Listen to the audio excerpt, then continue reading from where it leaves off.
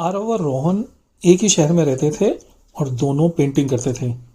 एक दिन कुछ लोगों ने उन दोनों को एक चैलेंज दिया, एक दीवार पर म्यूरल बनाने का चैलेंज।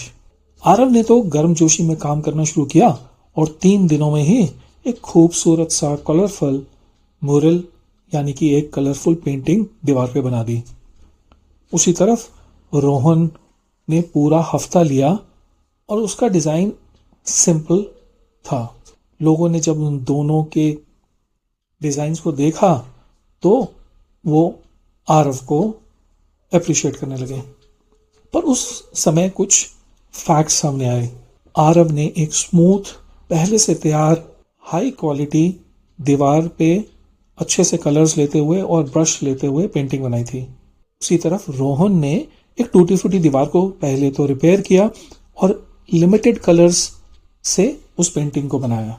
लोग जो अब तक आरव का काम को अप्रिशिएट कर रहे थे, उन्होंने रोहन का काम को अप्रिशिएट किया क्योंकि उसके पास चैलेंजेस बहुत थे।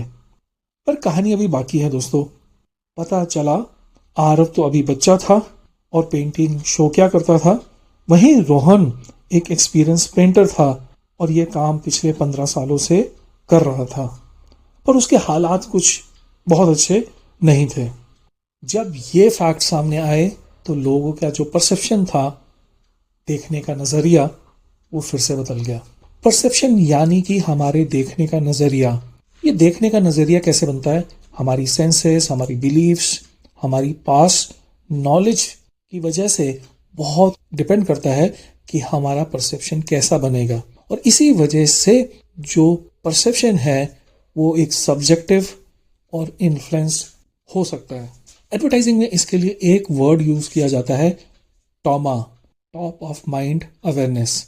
इसका मतलब है कि कोई भी प्रोडक्ट या ब्रांड जो भी कंज्यूमर के दिमाग में सबसे ऊपर आता है किसी भी कैटेगरी में या इंडस्ट्री में, वो टॉमा कहलाता है।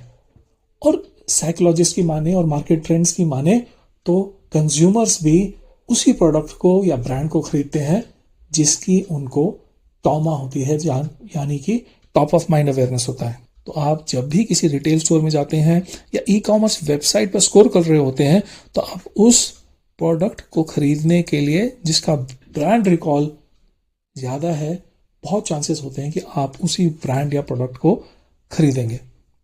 और ये डिसीजन जो है कभी किसी फैक्ट पर नहीं होता है, वो हमेशा ब्रांड की इमेज, आपका एक्सपीरियंस